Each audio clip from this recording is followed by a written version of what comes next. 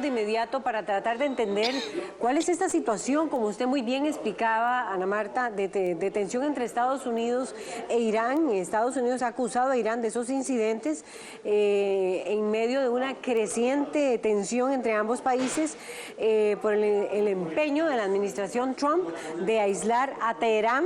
El gobierno iraní niega de forma tajante cualquier relación con esos ataques y sugiere que podría tratarse de una operación montada, vean ustedes, una operación montada por el propio gobierno estadounidense para justificar hostilidades armadas en la República Islámica.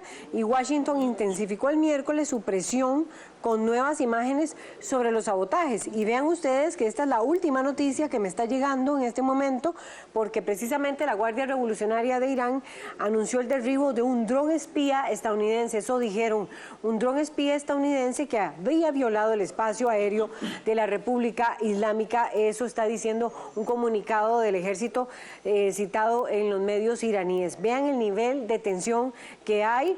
Y bueno, los portavoces militares estadounidenses reconocieron efectivamente la pérdida de uno de los aparatos, pero dicen que estaba en espacio aéreo internacional. Bueno, pero lo cierto del caso es que tenemos aquí a Antonio Barrios para explicar por qué ha llegado a ese nivel de tensión tan fuerte la relación entre los Estados Unidos e Irán, y si efectivamente Irán había hecho sus sabotajes o si es lo que llama Irán una justificación para una posible intervención de los Estados Unidos. Buenos días, Antonio Barrios. Buenos días, doña Laura. Bueno, hay mucho que decir sobre el tema de la tensión en el Golfo Pérsico. Incluso no se puede ir muchos años atrás porque esto en realidad es una situación de tensión más de tantas que han habido a través del tiempo. Sobre todo, desde el triunfo de la revolución islámica en Irán hace precisamente 40 años que coincide toda esta situación de tensión con la reciente celebración de Irán de su 40 aniversario de la revolución iraní. Pero vayamos un poco a lo que usted estaba comentando de la noticia. En efecto, ya los medios internacionales, sobre todo la BBC, no he visto nada de momento por parte de CNN, ya la BBC transmitió la noticia de que en efecto hubo el derribo de un dron. Ahora, Estados Unidos dice que estaba en espacio aéreo internacional. Mire, eso es difícil de creer, les voy a decir por qué. Porque los drones, en su condición de volar de manera silenciosa, que es una alta tecnología, no hacen nada con volar en espacio aéreo internacional cuando la condición del dron es precisamente para espiar. Entonces, no me extrañaría, y no es la primera vez además que los drones son derribados. Así pasó en Siria, así pasó en Turquía y pasó escasas horas en el caso iraní. Esta tensión creciente que viene desde el año pasado es producto de una declaración que dio el primer ministro israelí Benjamin Netanyahu cuando dijo que sus aparatos de inteligencia habían descubierto que Irán no estaba cumpliendo con los acuerdos y que seguía enriqueciendo uranio. Hay todo un show mediático por parte de Netanyahu. Él sale ante los medios y dice de que tiene un armario lleno de archivos que prueban que Irán sigue enriqueciendo uranio. Eso contrasta profundamente con todas las pruebas que tiene la Organización Internacional de la Energía Atómica de Naciones Unidas. De Naciones Unidas, correcto, que in situ, y eso es lo que el acuerdo firmado en el 2015 con países garantes europeos, más Rusia, más China y Estados Unidos, le imponían a Irán, que la OIEA venía haciendo un análisis muy directo dentro del territorio iraní y en las instalaciones nucleares, donde se da fe que en efecto Irán estaba cumpliendo con todo lo acordado. Esto en virtud de que cuando Netanyahu habla de que tiene pruebas distintas, y la Unión Europea en particular, preocupada por la situación, le pide a Netanyahu que entregue las pruebas y nunca se entregan, es a partir de ahí donde Donald Trump se casa con la idea de Netanyahu y empieza toda una escalada de tensión que deriva precisamente con esta situación reciente que ha venido ocurriendo, lo cual es muy peligroso porque alguien, y sobran los interesados en una confrontación, es decir, Irán es un país que definitivamente en el Medio Oriente está solo, está rodeado de una gran cantidad de adversarios, Arabia Saudita, Qatar, Omán, Emiratos Árabes Unidos, todos estos liderados por Arabia Saudita, porque evidentemente desde 1979 hasta la fecha hay una confrontación entre Arabia Saudita e Irán, es decir, son archienemigos los dos históricamente desde la caída del Shah de Irán, pero sobre todo, con toda esta situación de escalada de tensión, le sobran adversarios a Irán para poder justificar no solamente lo ocurrido con los dos buques, el japonés y el noruego, que tiene todas las condiciones de falsa bandera, sino también porque, más allá de cualquier aspecto geopolítico, una confrontación con Irán para aislarlo más de lo que de por sí está, es parte de toda la estrategia que Estados Unidos, al menos, que es el que está llevando esta situación, pues le convendría en función de favorecer un cambio radical en el Medio Oriente. Si vemos un poco también cómo es parte de toda una, llamémoslo así, una reingeniería del Medio Oriente, esta supuesta reingeniería geopolítica del Medio Oriente empieza desde que Estados Unidos invade Irak en el 2003. ¿Podría usted explicarnos por qué la tensión se está dando en la zona del Golfo de Omán y es ahí donde va en aumento con estos dos buques petroleros que sufrieron explosiones el pasado jueves?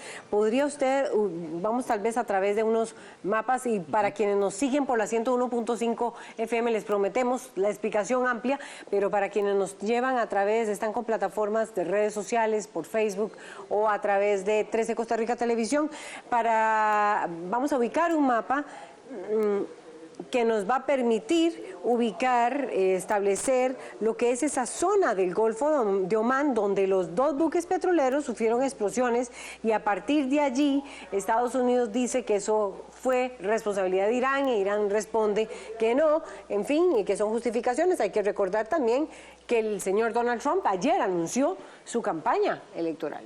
Bueno, en el mapa que ustedes están viendo ahí en pantalla hay una parte en lo que llaman el Estrecho de Hormuz, que es una zona, valga la redundancia, una zona marítima muy estrecha, es decir, entre la costa de Emiratos Árabes Unidos y la costa de Omán, frente a las costas de Irán, ahí hay una distancia apenas de 25 kilómetros. Eso significa de que 25 kilómetros es como decir de la Sabana a Santana, más o menos, exactamente, para que tengan una idea. Entonces, esa es una zona muy angosta con un altísimo tráfico naviero marítimo, principalmente de buquetanques, pero hay una situación que es muy importante entender. En esa zona tan angosta, en unas líneas moradas que ustedes están viendo, esa es el único canal marítimo por donde pueden pasar los buquetanques. ¿Por qué? Porque uno de los problemas que tiene desde el punto de vista marítimo el Golfo Pérsico y esta parte llamada el Estrecho de Hormuz es que es de muy baja profundidad. En esa zona lo que hay apenas son 50 metros de profundidad. Es un alto nivel de sedimentación lo que es el lecho marino y se corre el riesgo de una gran catástrofe de que los buquetanques queden encallados. Entonces es una zona que se torna muy de tensión, no solamente por las características que ya mencioné, sino también porque en los acuerdos de 1958, que fueron los primeros acuerdos para regular el tráfico marítimo, tanto los países que tienen costas en el Golfo Pérsico como los que tienen un dominio en la zona marítima del Estrecho de Hormuz decidieron ampliar su margen marítimo a 12 millas, que son aproximadamente 22 kilómetros.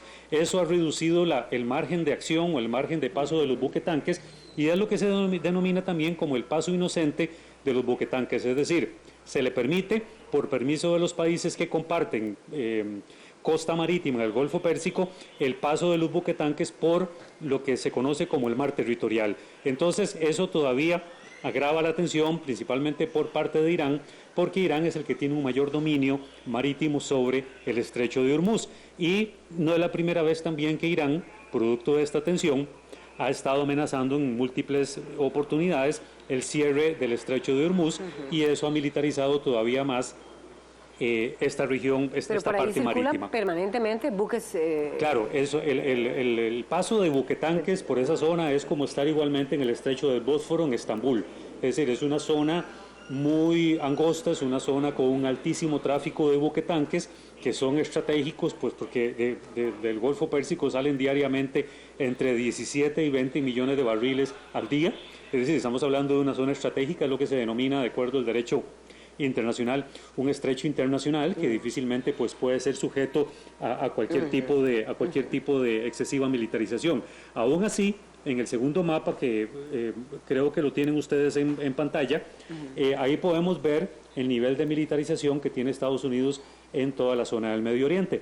Es decir, cada una de las estrellitas son bases militares, tanto terrestres como marítimas e incluso aéreas, en la cual pues hay una presencia enorme por parte de Estados Unidos en esa región, y el que verdaderamente amenaza en esa región, si vemos la ubicación estratégica de todas esas bases militares, pues prácticamente Irán está completamente rodeado.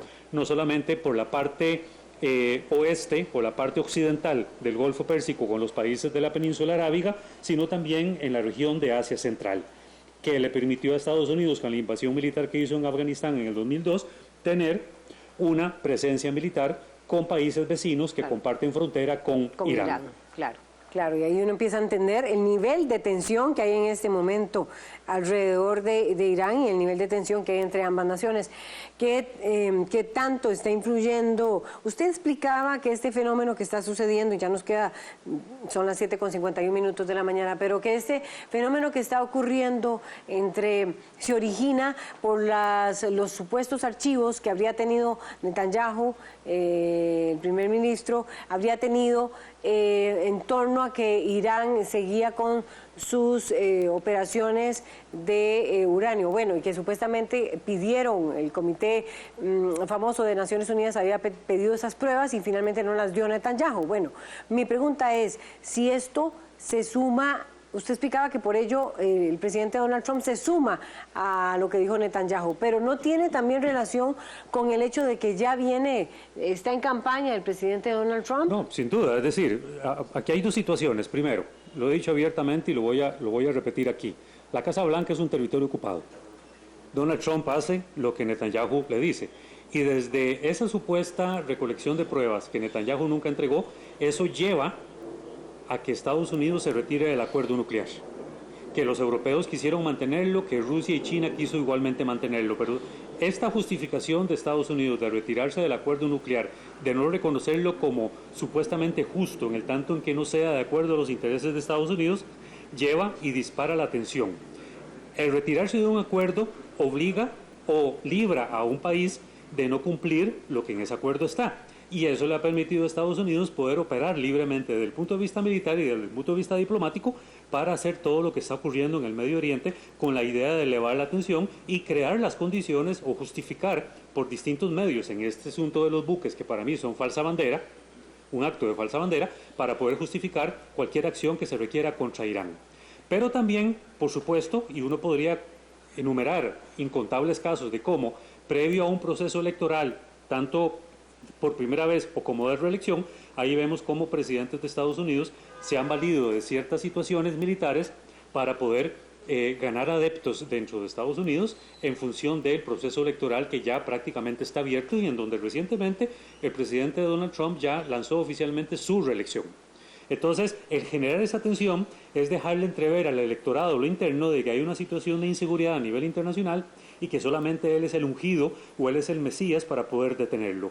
Y es parte de todo un juego estratégico, político, diplomático, incluso ideológico, militar, que si no se hace con cuidado puede derivar en un conflicto que se traiga abajo incluso la reelección de Donald Trump. Bueno, ¿cuánto puede durar esto y por qué podría traerse abajo la reelección de Donald Trump? Nos quedan 2 minutos. Porque hay adversarios también en el Medio Oriente que son adversarios de Irán que podrían valerse de una situación más allá de la que puede tener en este momento Estados Unidos controlado para justificar cualquier situación cualquier acción militar que pueda llevar a Estados Unidos a verse obligado a tener que intervenir para defender cualquiera de sus aliados estratégicos en el Medio Oriente, sobre todo Israel y en este caso Arabia Saudita, que muchas veces es aliado cuando conviene y cuando no conviene.